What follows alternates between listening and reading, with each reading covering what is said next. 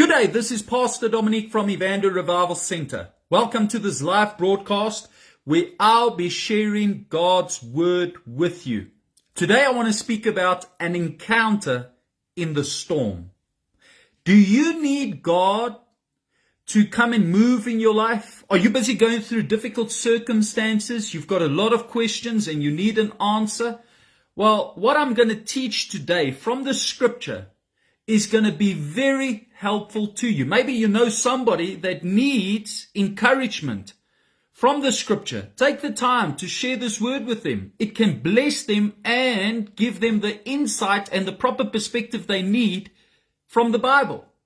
Today I'm in the Gospel of Matthew chapter 14, and I'll be reading from verse 22 to 33. That's Matthew chapter 14, verse 22 to 33. And listen to what the Bible says. Immediately, Jesus made the disciples get into the boat and go on ahead of him to the other side while he dismissed the crowd. After he had dismissed them, he went up on a mountainside by himself to pray. Later that night, he was there alone, and the boat was already a considerable distance from land, buffeted by the waves because the wind was against it. Shortly before dawn, Jesus went out to them walking on the lake. When the disciples saw him walking on the lake, they were terrified. "It's a ghost," they said, and cried out in fear. But Jesus immediately said to them, "Take courage, it is I, don't be afraid."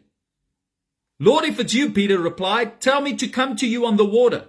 "Come," he said. Then Peter got down out of the boat, walked on the water, and came toward Jesus.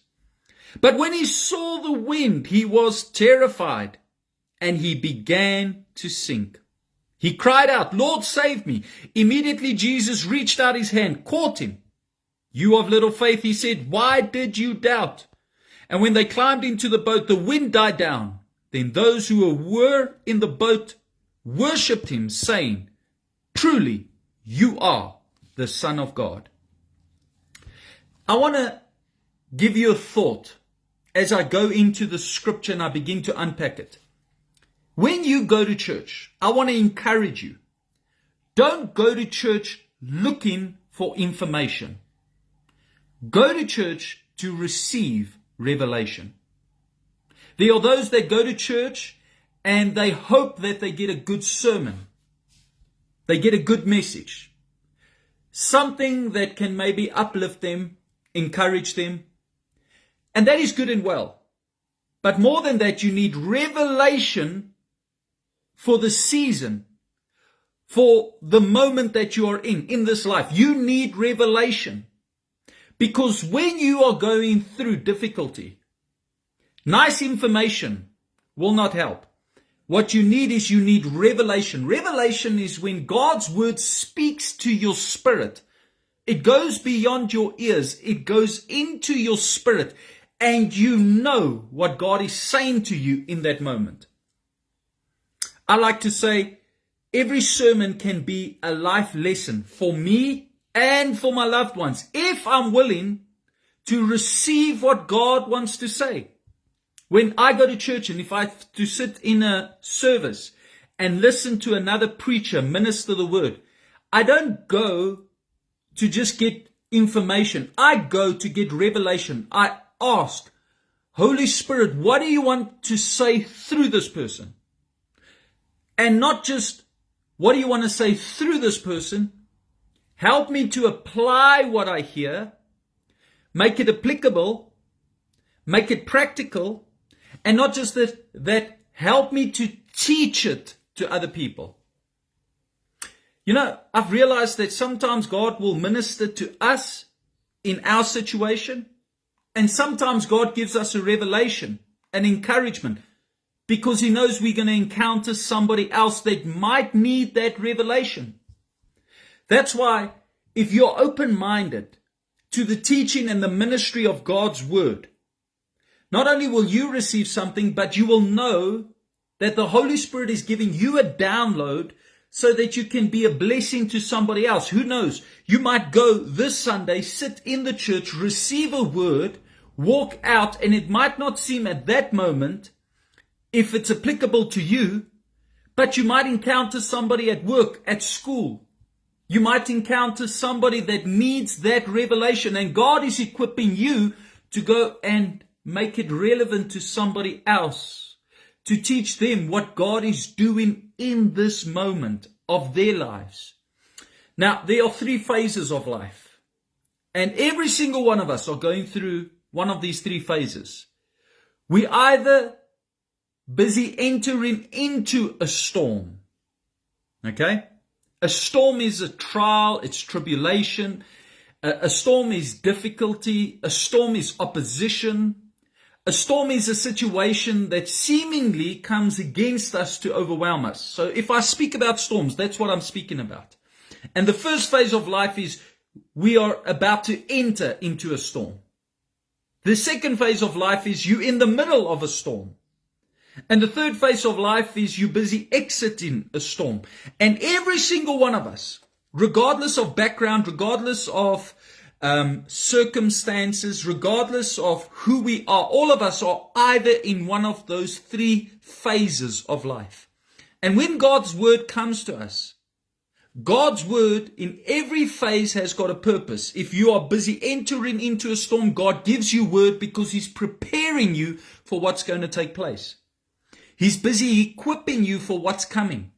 That's why, even though you might hear the word and you might think, okay, this is not relevant right now to me. Who knows? God might be equipping you for what's to come. You don't see what's coming, but God knows what's coming. He's omniscient. He knows the beginning from the end.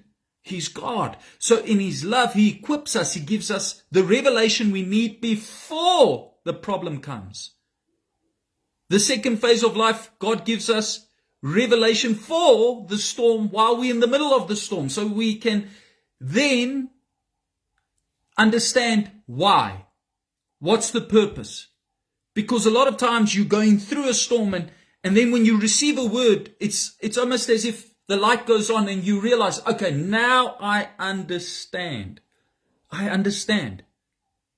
And in the third phase of life, as you're coming out of a storm, if a word comes to you, it's oftentimes because God is giving you insight as to why you had to go through it. So that you've got a better perspective over life, that you've got a better perspective over your circumstances, that you are comforted by the fact that God is busy molding you, God is busy teaching you, God is busy shaping you. Which phase are you in? Are you busy entering into a storm? Are you in the midst of a storm? Are you busy coming out of a storm? The Word of God has got a purpose in every phase. It's either preparation for a storm to come, it's either revelation for the storm you're in, or it's insight for the storm you've just come out of. Now, in this scripture, in Matthew chapter 14, verse 22, the Bible says that Jesus made the disciples get into the boat. So Jesus purposed that the disciples should get into a boat. And then He told them to go ahead of Him to the other side. The other side was Gennesaret. And He wanted them to go to Gennesaret because there was a purpose that Jesus wanted to fulfill in Gennesaret. So He tells His disciples, get into the boat, go to the other side. He told His disciples to get into the boat. They obeyed Him. And the whole idea is they had to get to the other side. But in obedience to Him, they went into a storm. There was no sign of a storm when He first made them get into the boat. There was no warning. But the storm came. Now, I can understand if a storm comes because of disobedience. We've got an example in the Bible of Jonah. Jonah was disobedient to God and a storm came.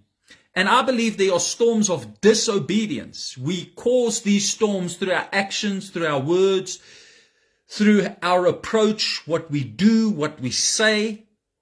And we can oftentimes manufacture a storm unnecessarily that can cost us dearly, drain our energy. And that's why you got to always identify if you're in a storm. Is this of your own doing or is this just a part of life? You've done what you can. You've prayed. You've been seeking God. You've been faithful. You've been going to church. You've been spending time in the scripture. And now you're going through a storm. I'm speaking today about the storm of obedience. You obeyed, you did what you could, yet you've gone through a storm. And you know, these are the storms that can so often discourage us in our faith because we are doing everything right. I remember when I came to salvation, I had this preconceived idea that if I do everything right, if I do everything according to the scripture, if I walk the straight and narrow path, then I won't go through difficult circumstances and I won't be overwhelmed by trouble. And these things of this world will not have an effect on me. But the more and more I walk with God and the more I study the scripture, I realize more and more that storms are a natural part of life. Challenges are a natural part of life. But I want to say this. Jesus made the disciples get into the boat. So he allowed them to go into the storm. He allowed them. And he allows you and I to go through storms. And I just want to say this. If God allows it, he has a purpose in it. If God allows it, he has a purpose in it. God has got a purpose for every storm of obedience. Every storm of obedience, God has got a purpose. And whatever God allows, God gives grace for. 1 Corinthians chapter 10 verse 13 says this, "No temptation has overtaken you except what is common to mankind. And God is faithful. He will not let you be tempted beyond that which you can bear. But when you are tempted, he will also provide a way out so that you can endure it." So what the Apostle Paul is saying, there is nothing that comes across our path in the will of God that can ever overwhelm us. God would have not permitted it if he knew we could not handle it. And if God permitted it, it's because he knows you can handle it. He knows that you and I can handle it. And God always gives grace for every situation in the will of God. In the will of God. If you move outside the will of God, there's not grace for that. But if you are in the will of God, God will always give you grace. Listen to how 1 Corinthians chapter 10 verse 13 says it in the Amplified translation. "No temptation, regardless of its source, has overtaken or enticed you that is not common to human experience. Nor is any temptation unusual or beyond human resistance. But God is faithful to his word. He is compassionate and trustworthy, and he will not let you be tempted beyond your ability to resist, but along with the temptation, has in the past and is now and will always provide the way out as well, so that you will be able to endure it without yielding and will overcome temptation with joy." So the Amplified translation says it in such a powerful manner. It says that no temptation is beyond our ability to resist. Nothing that we go through, nothing that we experience, no problem, no challenge, no trial, no tribulation that God permits will ever be able to overwhelm us. Now, that's a big source of encouragement to me because I go through some temptations and trials and tribulations, and sometimes it just feels bigger than me. But if God permitted it, God knows I can handle it. So the size of the battle is oftentimes an indication of your strength. And you might feel like you cannot and you don't have the strength, but God says you do. I would have never allowed this in your life if I knew you could not overcome. If I knew that you did not have the strength to overcome. So whatever God permits, God gives grace for. And yeah, Jesus tells the disciples to get into the boat. Get into the boat. Go to the other side. But the Bible says they were stuck in the midst of a storm that all of a sudden appeared. Now, the Sea of Galilee is known to have storms come upon it all of a sudden without any warning or indication. So here are the disciples. They are doing what Jesus said, and all of a sudden there's a storm out of nowhere. and that's how life is. Sometimes without an indication, without any warning, we can have a storm. We can have a storm in our home. We can have a storm in our finances. We can have a storm in our work circumstances. We go through storms. It comes out of nowhere. Out of nowhere, a storm can come. And here are the disciples. They are stuck in a storm. They were supposed to cross over the lake quickly, but now they're stuck. And the Bible says they were buffeted by the waves. That's an English way of saying that the waves were busy hindering them, busy overcoming them while they were trying to cross over. They got opposition by the circumstances, the weather that they were going through. But as I was reading this passage, I realized something. In Matthew chapter 14, before the storm, we read of how Jesus performed a miracle by feeding 5,000 men with their wives and children with 5 loaves and 2 fish. It's a miracle of provision. This is the previous day before the storm. The very next day after the storm, if you read the passage further, you realize that Jesus got to Gennesaret and there he performs miracles of healing. So, the day before there's a miracle of provision, the day after there's miracles of healing. But in between these two events, in between God displaying his power, there's a storm. There's a storm.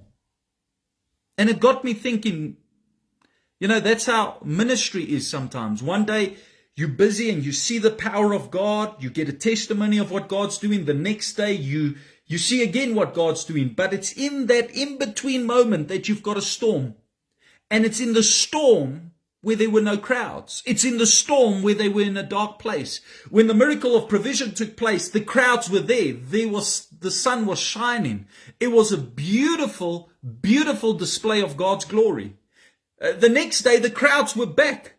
There we see again a display of God's glory. The sun was shining.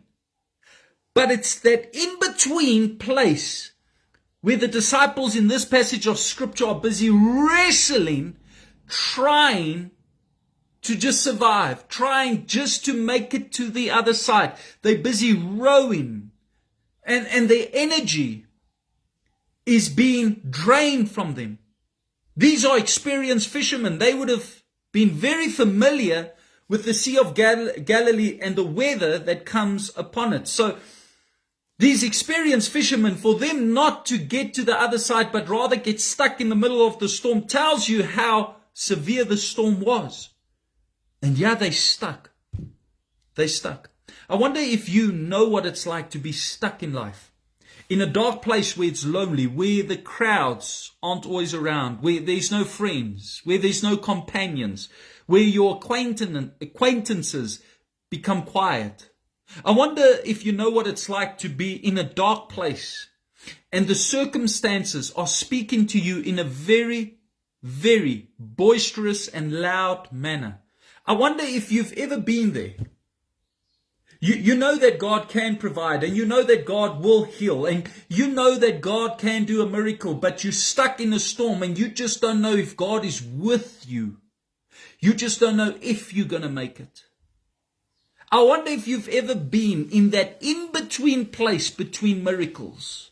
I wonder if you've ever been in that in-between place. One Sunday you go to church, you experience God, you worshiping God, and then you've got a week. It's like all hell has broken loose in your life. And then the very next Sunday you go back to church, you worship God, you hear the word. I wonder if you've ever been there. I wonder if you've ever been there. It was in the storm where the disciples struggled. The miracle of provision, there was no struggle. They just had to do what Jesus said. The miracle of healing, there was no struggle. Jesus just displayed his power. But in the storm, they're busy wrestling with circumstances they just can't seem to overcome. It's at this point where Jesus was on top of a mountain busy praying, and he comes down and Jesus does the impossible. He starts walking on water, on the lake. The lake has got a storm that is busy taking place above it. But Jesus walks above the winds and the waves. He's walking on water. He defies the law of gravity because after all, he is the lawgiver. And as he's defying the law of gravity, he had it in mind. The Bible says in one passage of scripture to go to the other side. He was going to pass the disciples by. He was going to go to the other side. But the Bible says as he came past, they looked at him and they thought that he was a ghost. And as a result, they cried out in fear, the Bible says. Verse 26. They cried out in fear. The fear that came upon them overwhelmed them in such a way that they could not recognize God in their midst. They could not recognize God in their midst. They're so overwhelmed. They're so tired, so drained, so discouraged by the circumstances, by the storm, that they did not recognize Jesus. Up until this point, they have been doing ministry with Jesus. They have been spending private and public time with Jesus. How did they not recognize Jesus? Because sometimes it can happen that we are so blinded by the circumstances of life that even if God should show up, we cannot recognize God in our midst. And that's what happened in this passage of scripture. They're so blinded by the trouble that they can't see the divine. And it makes me think of 2 Kings chapter 6, of how the army of Syria came against Elisha at Dothan and surrounded the city to destroy Elisha. And the very next morning, the Bible says the servant of Elijah went out and he saw the enemy. And when he saw the enemy, he was overwhelmed with fear. And he came back to Elisha and he said, "There is the enemy. They surrounded us." And the servant of Elisha thought, that's it. We are done for. We're going to be wiped out. But I love what Elijah says in 2 Kings chapter 6 verse 17. He prays a prayer. Lord, open his eyes. The disciples could see, but spiritually they could not recognize, they could not identify Jesus. I wonder if you can see God in your midst. I wonder if you can identify what God has done. I wonder if you can identify what God is doing. I wonder if you can know what God is going to do. Can you recognize God? You know how many people, life is just overwhelming them to the point that if you had to ask them, do you have a testimony? They can't tell you that they've got a testimony because they go from one problem to another. They live from one crisis to another. Life is just for them one big survival, how can I say? It's like they've got to survive. They've just got to make it. They're not thriving, they're surviving. Just got to get through the day. Just got to get through this week. Just got to make it to month end. Just got to try and get through this year. It's the survival mentality. And God doesn't want you to live with a survival mentality. God wants you to live with a mentality of, I'm going to thrive. I'm going to see the goodness of God. But you got to recognize God in your midst. You got to recognize God in your midst. You know, I was speaking to a precious brother recently, and there were things that he asked me a while back to pray for.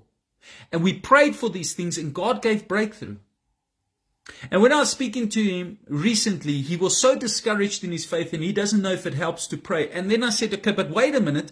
Did God not give you breakthrough there? And did God not do this? And did God not do that? And when he thought about it, you could see all of a sudden a light bulb went on and he said, yes, God did do that. And God did do this. And God did come through for me. But you see, he was so blinded by the current circumstances he was going through that he was discouraged in his faith, that he just concluded that it doesn't help.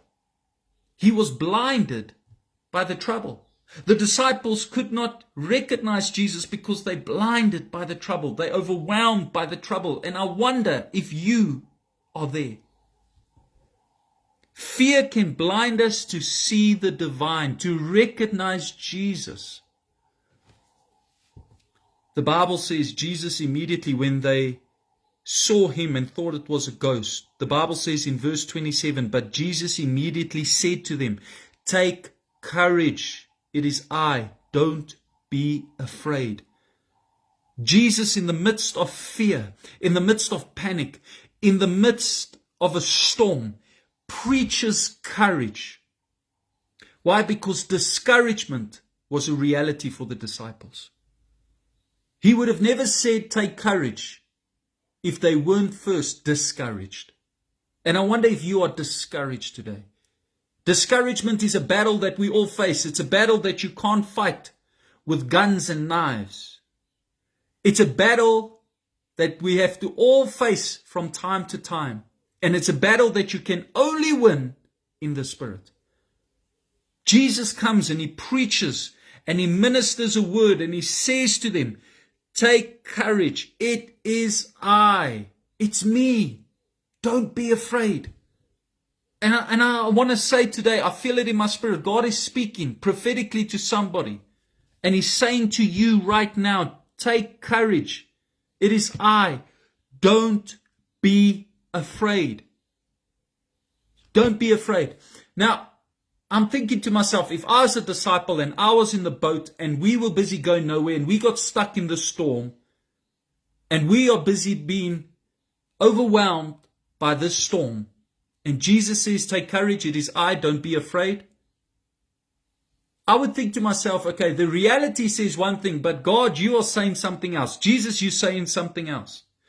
But you see, it's at this point where we got to choose. Are we going to listen to God's word? Or are we going to allow the circumstances, the situation, to dictate our faith? To increase our fear?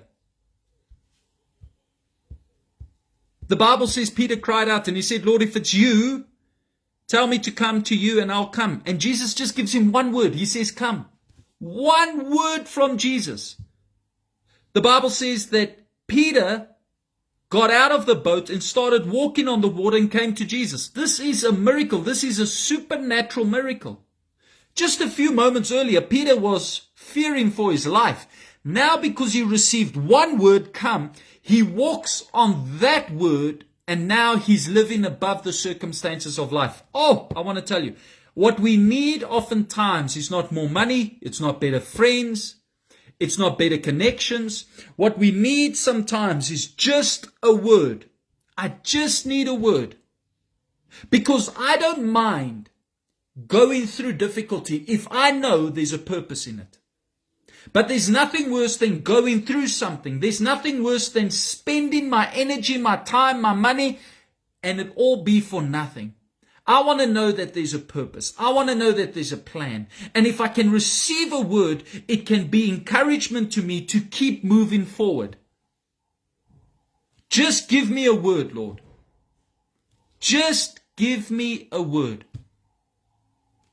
I love that. Jesus just said, come. And that one word was enough for Peter to start walking on the water. Start walking. You see, when the word of God comes to you and you get a download in your spirit, all of a sudden, that which is supposed to overwhelm you, that which is supposed to make you fearful, you start rising above it.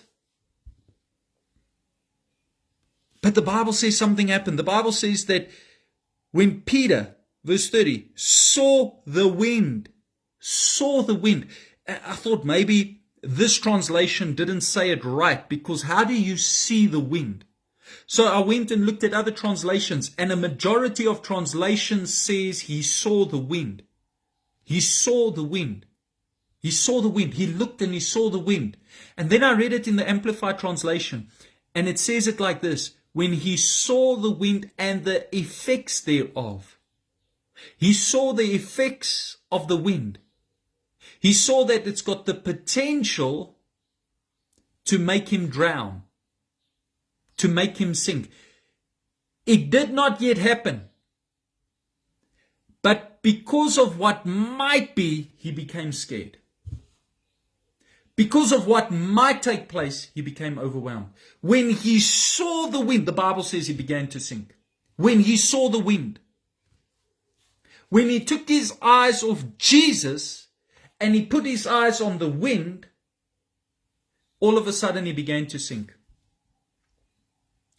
Now, wind is not a greater reality than Jesus. Jesus was a greater reality than the wind. But because he's focusing on what's insignificant, he loses sight of what is significant. Because he focused on the wind, he lost sight of Christ. And he begins to sink. The secret to being a water walker is putting your focus, your eyes on Jesus.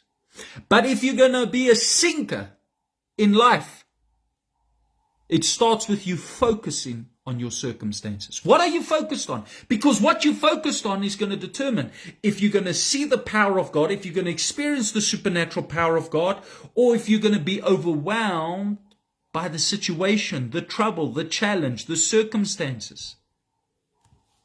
The Bible says in Isaiah chapter 26 verse 3, God, you keep at perfect peace those who keep their focus on you. In fact, I want to read it.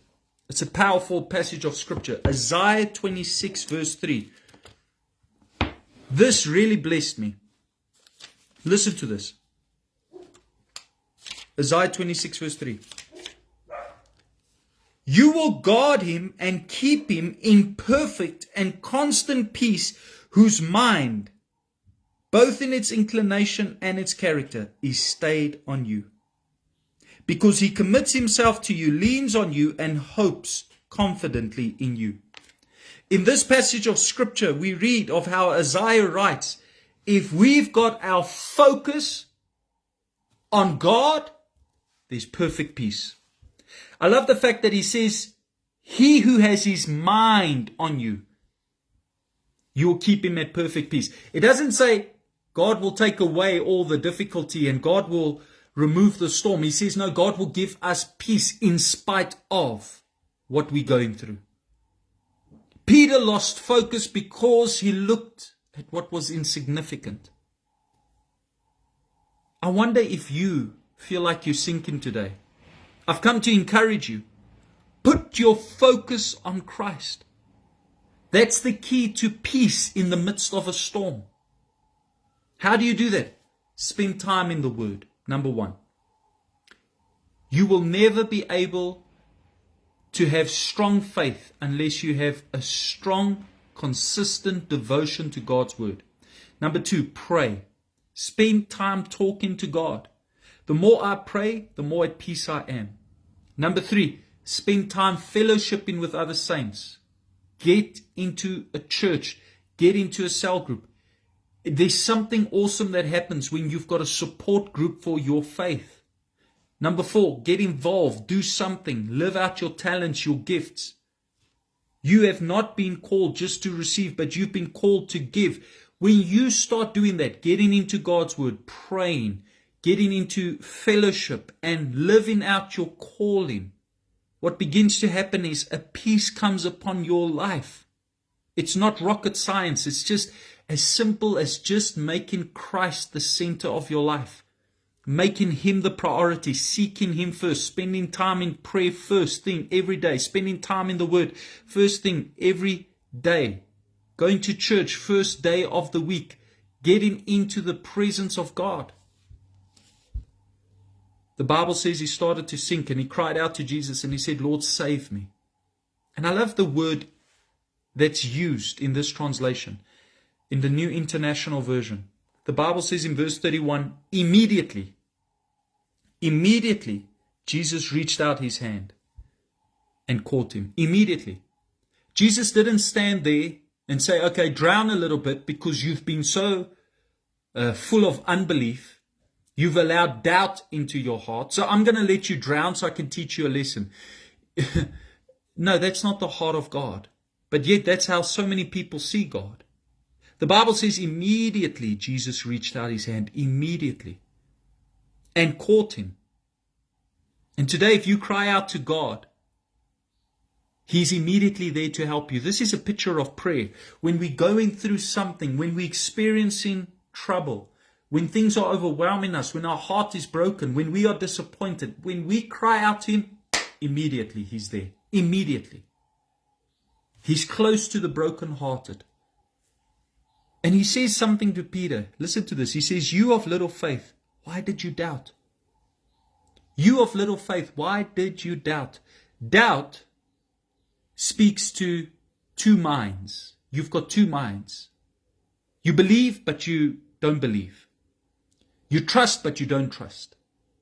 You hope, but you're hopeless. You expect, but you don't have an expectation. Doubt, it's two minds. You're in two minds.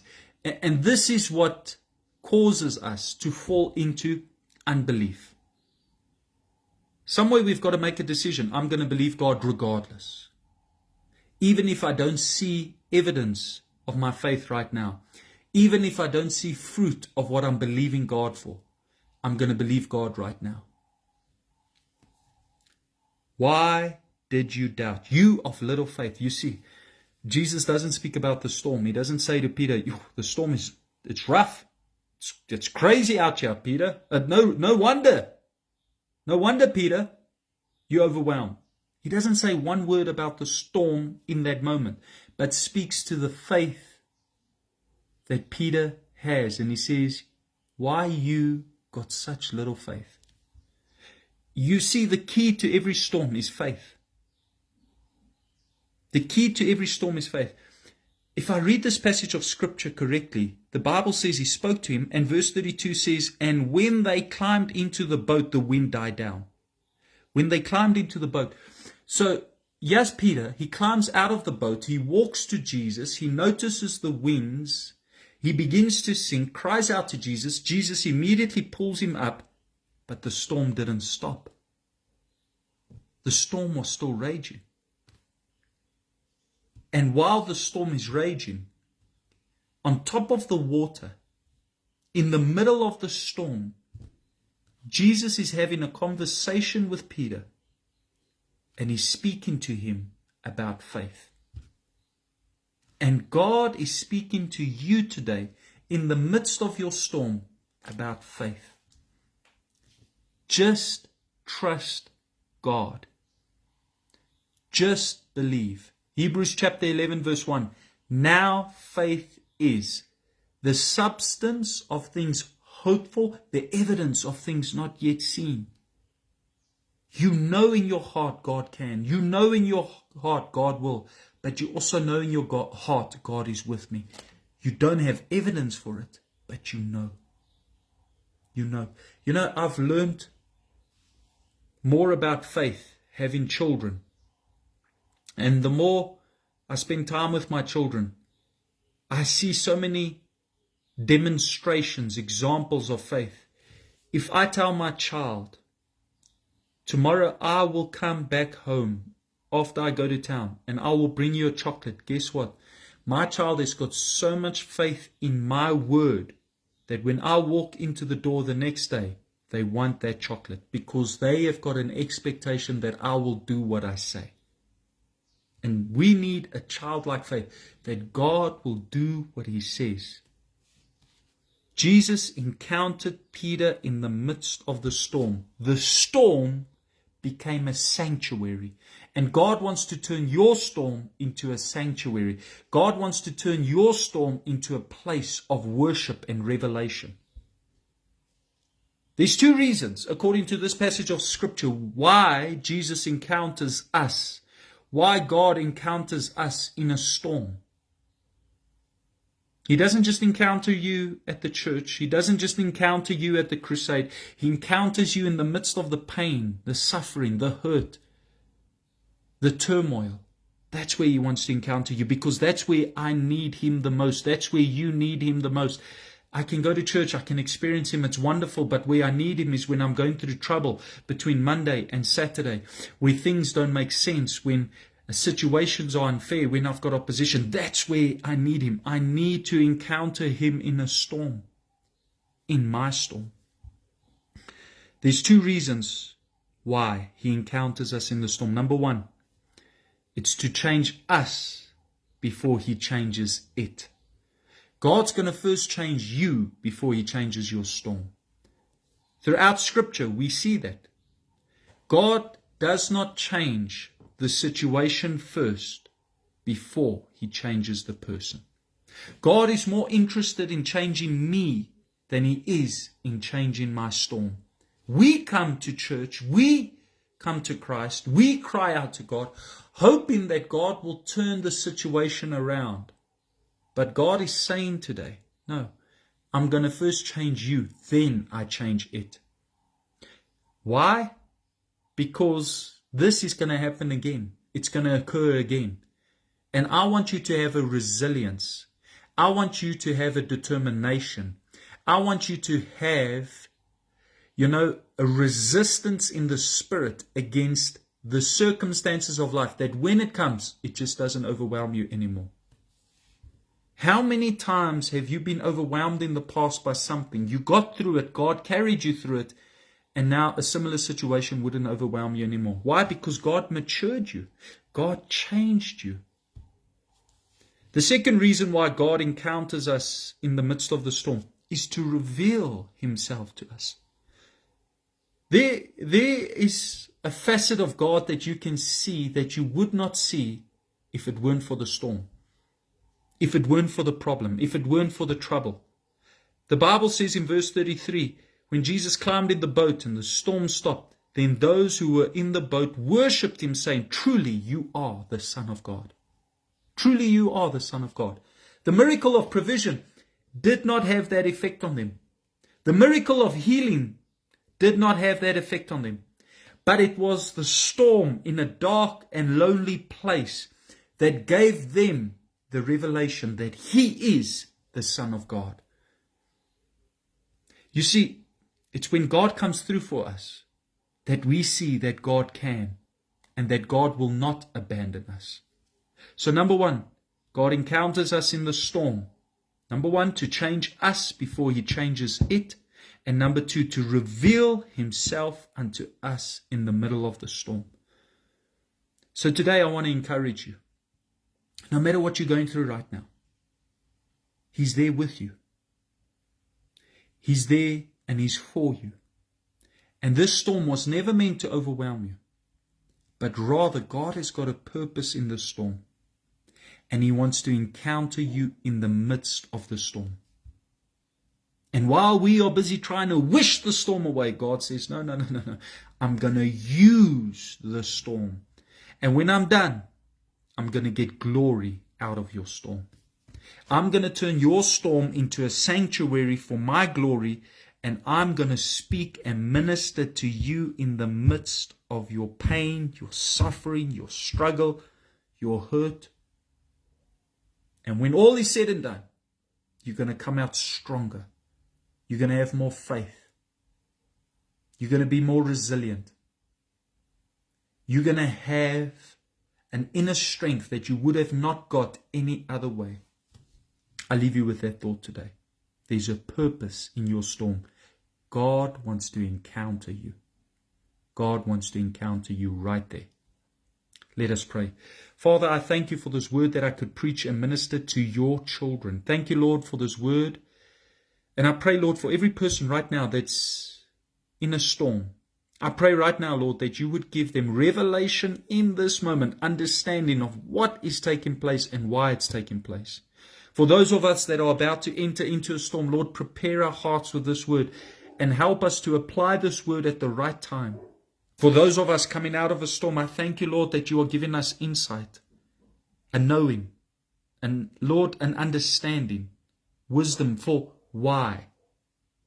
I pray right now, Lord Father God, please minister through your precious Holy Spirit to every person that is listening to this word. And I pray that your word will not return void. We give you all the glory and honor. We pray this in Jesus' name. Amen. Thank you so much to all of you that take the time to watch. I really do appreciate it. I want to greet everybody that's online. Andre Loosberg, it's good to have you online. God bless you, my brother. Luwini Loosberg, it's good to have you online. I trust that you are well. God bless you, Luwini. Thank you, Andre and Luwini. Always online, always on time. I appreciate you. Top fans on this page. And you guys are so dedicated, so committed. May God bless you. I know you've both been through storms, but God is busy building a testimony in you for his glory. And I just want to tell you, I'm proud of how far you've both come. You are both a blessing unto me, Andre and Luwini. Gerda Breinet, also so dedicated, so committed. If I'm alive, Gerda is there. Gerda, thank you. Thank you. God bless you, Gerda.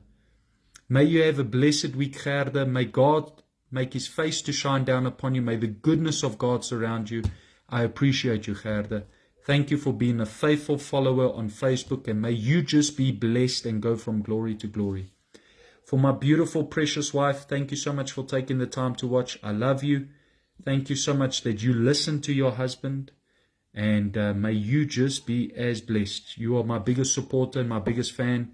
And you always cheering me on. And I'm very grateful for you, Monique. Love you lots. Well, that's all that I have for tonight. Thank you so much for taking the time to watch. Thank you to all of you who comment, like, and share. May you have a blessed evening. This is Pastor Dominic. I'm signing out.